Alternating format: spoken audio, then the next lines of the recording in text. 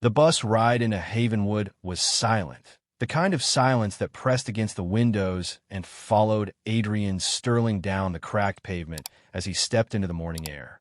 He carried no luggage, no visible ties to the place, only a folded newspaper under his arm and a stillness in his eyes that spoke of long battles fought, some on foreign soil, some within his own country. For a black man walking into this town of 8,000, his very presence was a declaration. Havenwood was a place where names stretched across mailboxes for generations, where cotton fields and pine forests drew the borders tighter than any law. Outsiders, especially those with darker skin, did not go unnoticed. Adrian knew at the moment he stepped on a main street. Curtains shifted, conversations stuttered, eyes lingered longer than polite. He did not flinch. His destination was a modest diner on the corner of Maple and Cedar, its neon sign buzzing faintly in the morning haze, the Golden Spoon. For 30 years, it had been the pulse of the town. Farmers argued about rain, retirees measured each other's memories, and truckers swapped stories of roads that led anywhere but here. Adrian pushed open the door, the bell above chiming a mechanical greeting. The room stilled, not in hostility, but in that small-town curiosity that quickly curdles into suspicion. He chose a corner booth, setting down his newspaper with deliberate care. A cup of black coffee soon followed. No cream, no sugar. Adrian nodded his thanks to Leah Thorne, the owner, a woman who knew every regular by first name. She studied him for a heartbeat longer than usual. Something in his composure struck her, an unspoken authority that seemed at odds with his quiet routine. For 3 weeks, Adrian returned at the same hour, 7:15 sharp. The locals took notice. He spoke rarely, tipped well, and never lingered beyond his coffee and paper. A ghost, some said. A gentleman, others whispered. Leah only felt a strange reassurance in his presence, though she could not explain why. But peace in Havenwood never lasts long. The door opened one Monday morning, and Officer Ben Carter entered with the heavy gait of a man convinced the world belonged to him. 15 years in the Havenwood Police Department had given him a swagger that fed on fear and submission. His pale blue eyes swept the room, narrowing when they landed on Adrian. The Carter's hand rested on his belt, not in readiness, but in display. "ID," he said flatly, approaching the booth. It wasn't a question. Adrian looked up slowly.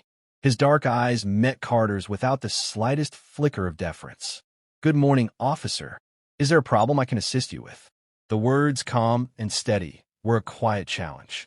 Carter had expected compliance, or resistance he could crush. Instead, he met something unfamiliar, dignity. "I asked for identification, soldier boy." The phrase dripped with mockery. Adrian folded his newspaper, movements measured with the precision of a man who had lived by discipline. From his jacket, he withdrew a leather wallet, sliding his license across the table. Carter picked it up, studying the details. "Savannah address," he muttered. "That's a long way from Havenwood." "I'm exactly where I need to be," Adrian replied.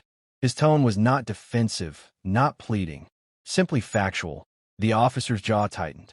The script was failing. The outsider wasn't playing the part written for him. "What brings someone like you here?" Carter asked, the pause before you loud enough for every ear in the diner. Adrian tucked his license away, his expression unchanged. "Coffee. And a newspaper. Same as anyone else." Leah set down her pot of coffee with deliberate force between them. "Officer Carter," she said evenly. "Mr. Sterling has been a regular here for weeks. He's never caused trouble." The warning was clear. She would not let her diner become Carter's stage. But Carter had already lost face. And when small men lose face, they often bare their teeth.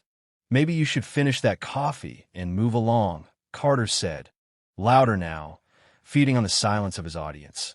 Adrian rose slowly, laying a $10 bill on the table. He straightened to his full height, his presence filling the room with a quiet power. "I've learned something in my years of service," he said, his voice carrying like a sermon. Small men often wear the largest uniforms. The words cut sharper than any blade. Carter's face flushed, but Adrian didn't wait for a reply.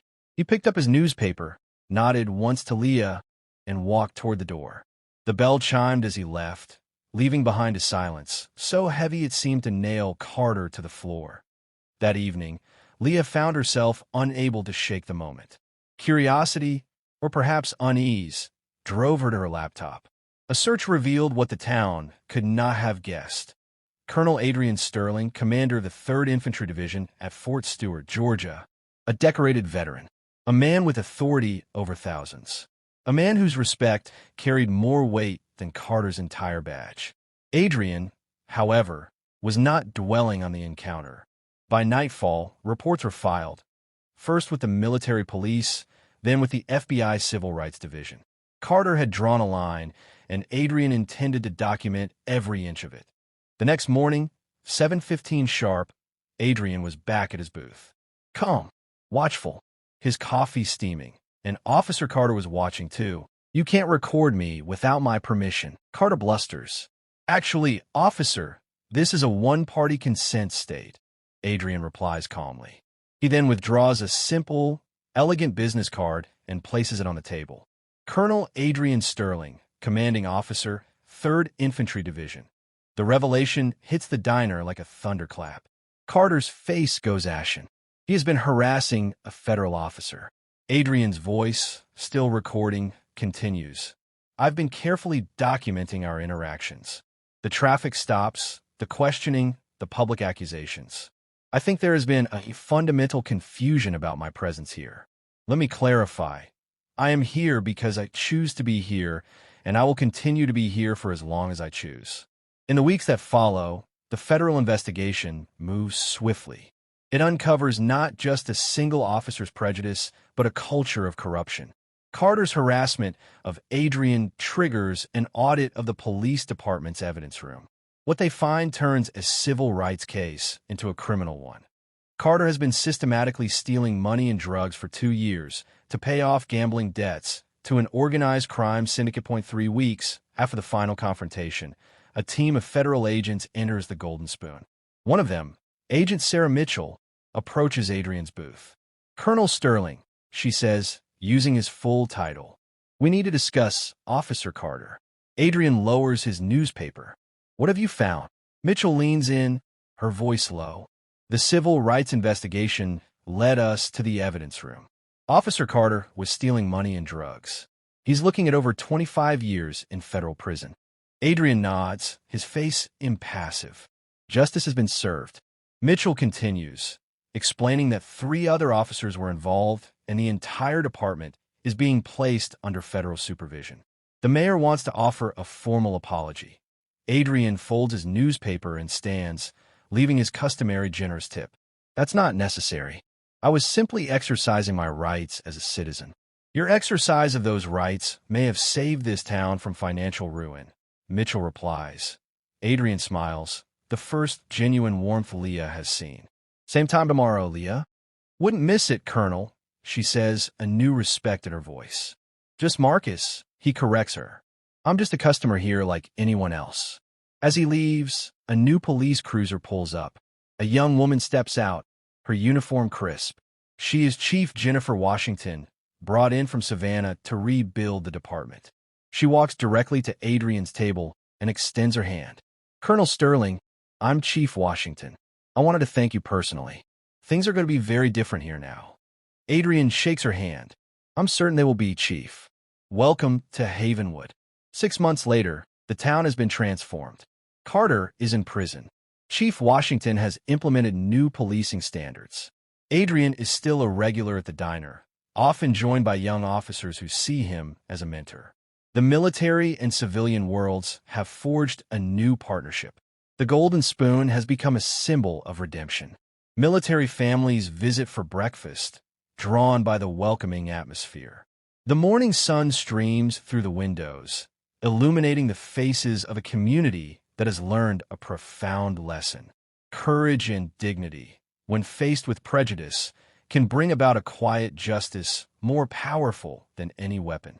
The story that began with conflict has ended with honor and healing, proving that sometimes the quietest men hold the greatest power.